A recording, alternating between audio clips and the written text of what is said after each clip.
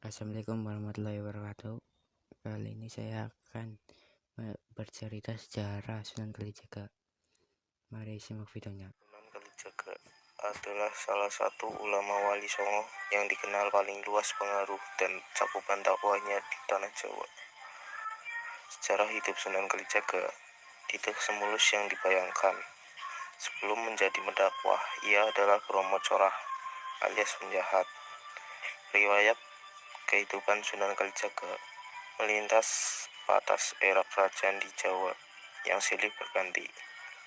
Ia menyaksikan perubahan sejak masa akhir kerajaan Majapahit, lalu Kesultanan Demak, Kesultanan Pajang, hingga awal Kesultanan Mataram Islam.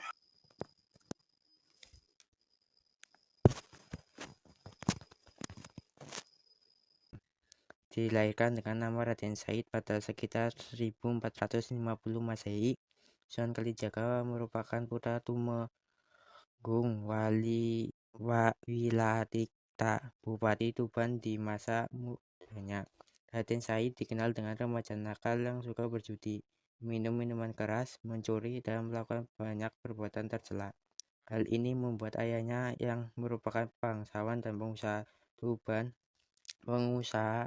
penguasa Tuban mengeluh memiliki anak berandalan.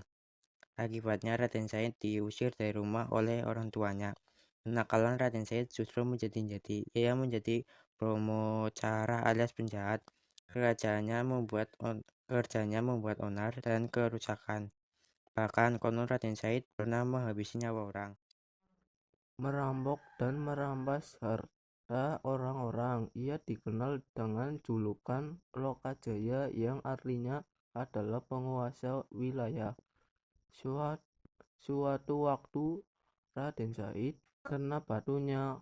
Orang yang akan dirampoknya adalah Sunan Bonang.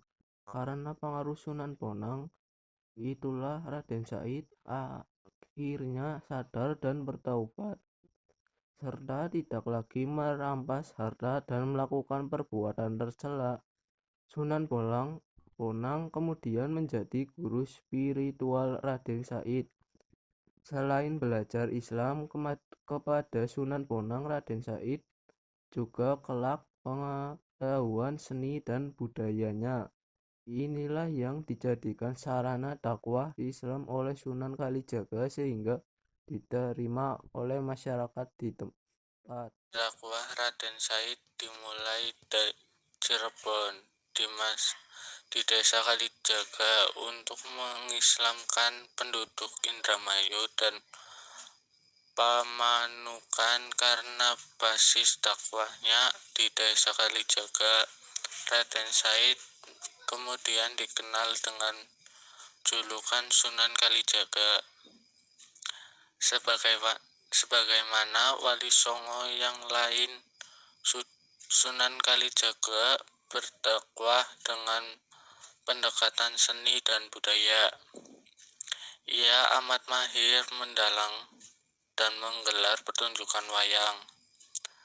Sebagai dalang, ia dikenal dengan julukan Ki Dalang Sida Prangti, Ki Dalang Bengkok, Ki Dalang Kumedung. Jaga tidak mematok tarif bagi yang ingin menyelesaikan pertunjukan beliau, melainkan cukup dengan menyebut Kalimosodo atau 2 kalimat syahadat sebagai tiket masuknya.